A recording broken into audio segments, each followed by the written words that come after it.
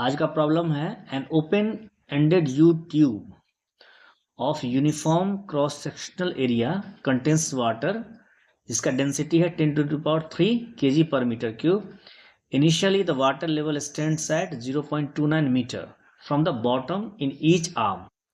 Kerosene oil, a water immiscible liquid, यानी ये water में मिक्स नहीं होता है, of density 800 kg per meter cube is added to the left arm until its length is 0.1 meter as shown in the schematic figure. The ratio H1/H2 of the heights of the liquid in the two arms is. इसमें हमें बताया गया है कि initial है जो open ended you tube जब रहेगा तो उसका इनिशियल जो है जब केरोसिन ऐड न किया गया हो उस समय इसका जो हाइट है वो कितना है 0.29 मीटर है ना। अब क्या हुआ कि अब इसमें ऐड किया गया केरोसिन ऑयल। जब हम केरोसिन ऑयल ऐड करेंगे तो जो हाइट है ना वाटर कॉलम का या लिक्विड का वो इस तरह से है, मतलब टॉप से बॉटम जो लेफ्ट साइड है उसका हाइट कितना है H1 है, और राइट साइड जो लिक्विड असल में यहाँ पे क्या है वाटर है, तो वाटर का कितना हाइट है H2 है। तो इस केस में हमें जो रेशियो है ना H1/H2 वो हमें पता करना है।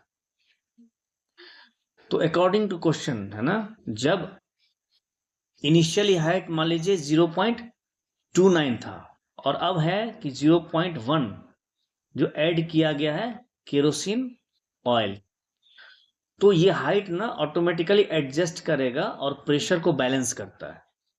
तो जो H1 + H2 होगा वो क्या हो जाएगा 0.29 × 2 + 0.1। इसको जब हम कैलकुलेट करेंगे तो H1 + H2 क्या आ जाएगा 0.68 आ जाएगा। और हमें पता है कि मान लीजिए ना कि किसी भी जब फ्लूइड एट रेस्ट रहे तो at the same horizontal level ये जो प्रेशर होता है ना वो क्या होता है सेम रहता है। तो उस कंसेप्ट को अगर हम यूज करें, अब मान लीजिए ये पॉइंट हमारा B है और ये पॉइंट हमारा C है, इसका मतलब क्या होगा PB = क्या हो जाएगा PC हो जाएगा।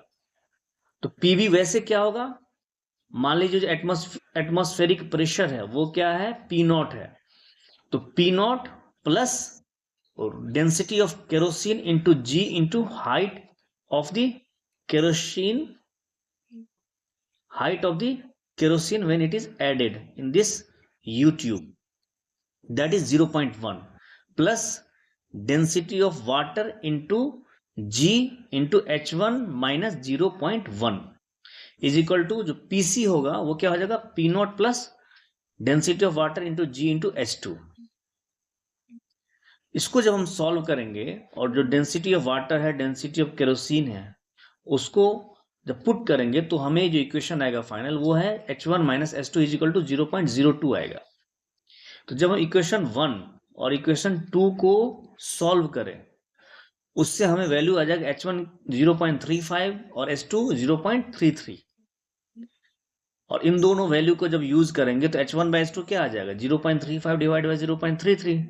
इससे हमारा जो रिक्वायर्ड H1/H2 का जो रेशियो होगा वो हो जाएगा 35/33।